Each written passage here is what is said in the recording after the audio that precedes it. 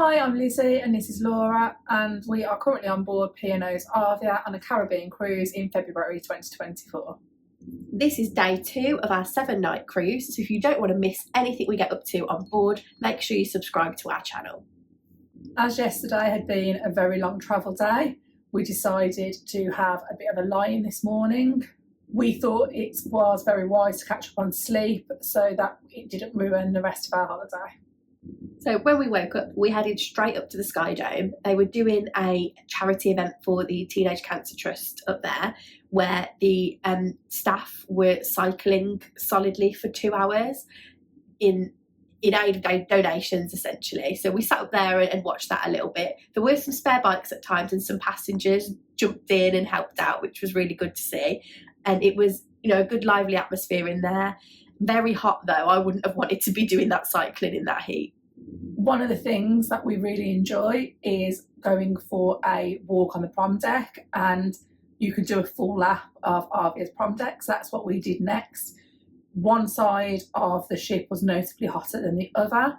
The side that was really sunny and hot, it was basically impossible to be able to get a sunbed or seat around that side. But on the side which is in the shade, which is where we would prefer to sit, there were plenty of places to have a rest. We then decided to head to 6th Street Diner for our lunch. We had both been desperate to try this because it just seems like it would be right up our street. So we didn't waste any time and got in there straight away. And as soon as we entered, we thought the atmosphere in there was great. It wasn't particularly busy. And we decided to start off with some starters that we shared between us. So I ordered the popcorn shrimp. And I ordered some chicken, and then we had half each of them. And they were both really good starters. We enjoyed them both, and they were a sensible size, shall we say, for a starter. And then for main, I had a hot dog, it was okay. It was just a standard hot dog that you'd get on board a ship, which is fine. And I had mac and cheese, which was very nice, very tasty. We also ordered a couple of sides because you could order onion rings and you could order like dirty fries, and we wanted to try what they were like. And we've possibly found our new favourite drink. So on the deluxe package, you can have a cotton candy Cosmo in 6th Street Diner, and we highly recommend it. It's great fun to have, and it is really nice and tasty. We then popped into Brody's for a little while. We sat there for about an hour and just had another drink and watched the world go by before we decided to have a little look around the shops on board. We like the layout of the shops. They are all set up really nicely, and it just made it a really nice experience. You felt like you were in proper shops, if that makes sense, rather than being in cruise ship shops. As we left the shopping area, we accidentally stumbled upon the glass house, and we sat there and had a drink and again just watched the world go by, and it was lovely to sit and look out the windows as well at the same time to watch the sea views. While we were in the glass house, we could hear something happening on the lower level of the atrium. So we popped out to have a little look at what was going on down there and look over the ledge. And we could see Wallace and Gromit posing for photos with passengers. We got a little wave out of them, and we were really, really pleased with that. So yeah, there's definitely lots of stuff going on in and around the ship for children too. The Caribbean band Phoenix were on in the Sky Dome, so we went in there. It was a really lively atmosphere in there. There were people in the pool, but lots of people were also in there enjoying the music. We hope that we get to see Phoenix a lot more on the cruise because they're really good and clearly very, very talented. We then did something really brave for us and ventured outside in the Caribbean sun and headed up to the Beachcomber pool area, which is adult only on this ship at the moment. There were sun lounges available around that pool in both the sun and the shade, and the pool itself wasn't particularly busy. So for the very first time in our lives, we actually got into the cruise ship swimming pool, which sounds shocking that we haven't done it just yet, but we have done it now. After our big adventure of going in the swimming pool, we then relaxed for a little bit and listened to the music, and then headed down to our cabin to get ready for the evening.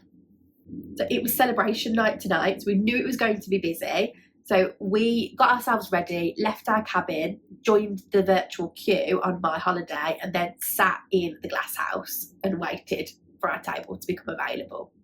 When we joined the virtual queue, there were 51 people in the queue already. We'd said that we would be happy to share a table, and within 15 minutes we were called to the main dining room. We just about got our drinks, to be honest, and then we were heading down to the main dining room. We were seated on a table for 8 in the main dining room. We did have to wait a little while for other guests to join that table, and we ended up with a total of 6 of us being seated at this table. We always really enjoy sitting on a shared table, and it was great to chat to fellow passengers, and we had a really, really good laugh all the way through dinner. For my starter, I had a dish that I've been having my eye on for a while because I keep on seeing other people have it, but we've never had it on a menu, and that was the tiger prawns, and I can confirm they were as lovely as I thought they would be. And then for my main, I had lamb, which again is always a big favourite of mine. And then I had for my starter a ham hock terrine, which I think I might have had before, and it was absolutely fine. There was just quite a lot of it, so it got a little bit samey.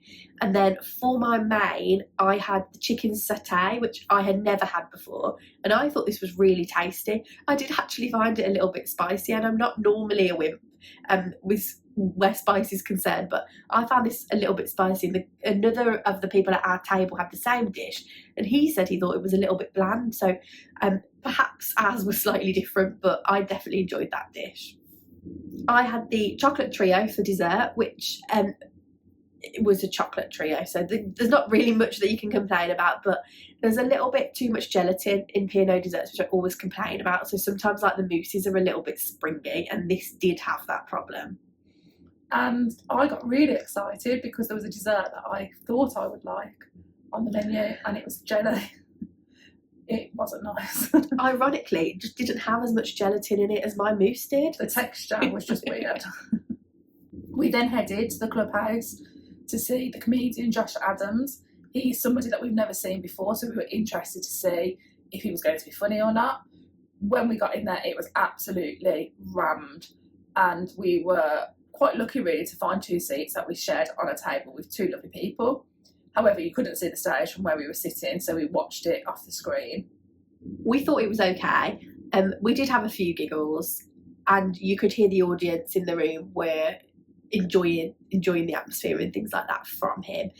And the only thing I suppose that was a real issue there was it was just so very hot in there because it was so busy, so we were a little bit uncomfortable.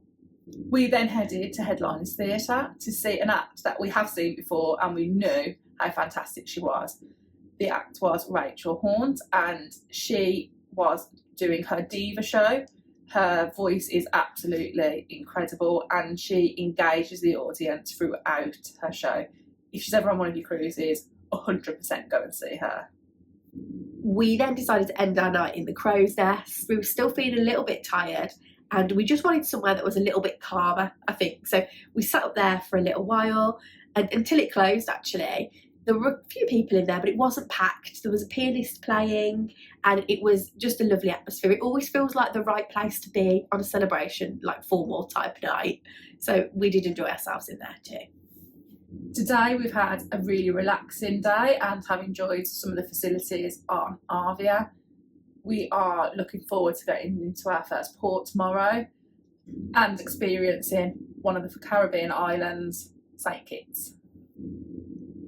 Thanks for watching. Don't forget to give this video a like and pop any questions you've got in the comments down below. Please also do make sure you subscribe to our channel. You can also follow us on social media. We're Sisters on the Seas.